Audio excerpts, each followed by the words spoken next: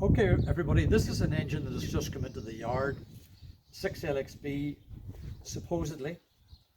But there's a few peculiar features about it that I'd like to share with you.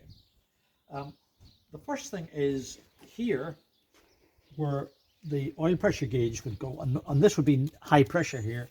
There's a pipe, and this pipe leads into this clouster of stuff here at the top of the end plate. Now, I'm mystified by that. So what we'll do is we'll pop that there off and have a look inside there and see what's going on. The second peculiar thing is, well, it's not peculiar at all because I know exactly what's going on here. We've got an LX head on with an LXB head. So the question I have to ask myself, is this an LX engine or an LXB engine? What's the rating on the pump? It's 180 at 1850 RPM. So she's most likely to be an LXB engine. The valves are threaded, so that doesn't really tell me a lot. Now, if we take a look over at the starter side, we'll see something else. Can you come round, Dennis, please? You'll notice that this is an unusual starter clamp arrangement. I've never seen this before. So I'm really not too sure what's going on here. As I said, the first thing we're going to do now is we're going to pop this off and have a look inside. So talk to you later. Okay, I think we've solved the mystery. If we take off this cover, look what we've got inside. Can you just come close here? A complete gear wheel. Now, I'm not too sure why there's two here. That'll come out in the wash. But what we've learned is that this is the drive for the big drum on a cement mixer.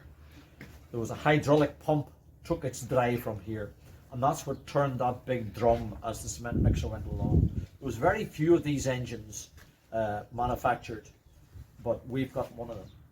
So we're still a little bit intrigued. We don't quite know how it gets its drive here because obviously this gear is not in line with the crankshaft. So we're going to pop off the bell housing now, pop off the flywheel and have a look. Yep. Okay, so as you can see, we've got the flywheel off. It's a bit precarious at the minute, I'll confess, but I'm not too sure there's much to be gained by taking it off any further. You can see in here that we'll have a bearing of some sort, and there'll be a bearing at the other side of this gear down inside here somewhere. So obviously there must be a gear in behind the normal flange on the crankshaft, and that's where it's taken its drive from.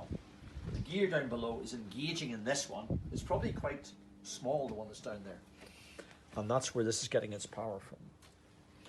So specialized engine, because of this gear here, the crankshaft will not be standard.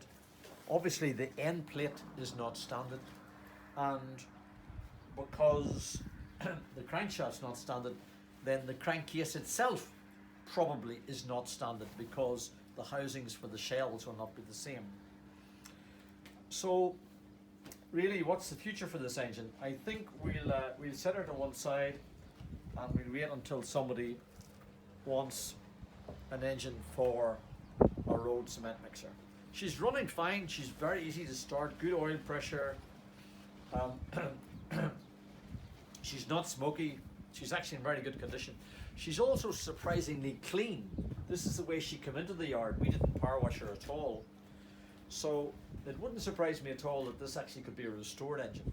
So this will be a good engine for somebody who wants something for that particular application. Okay.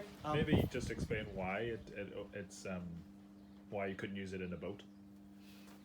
We'd be reluctant to use this in a boat because you couldn't change the crankshaft for a standard crankshaft if ever that came about, and equally so in a conventional lorry we wouldn't employ it for the same reason. Please forgive my appearance today, but it's actually about -2 here at the minute. And if you noticed my teeth chattering at any stage, it wasn't an earthquake, I assure you. I've also hurt my hand, and that's why I have to wear this heavy glove here. Sorry about that. Okay, on we go. On to the next one. Thanks for joining us. Bye bye.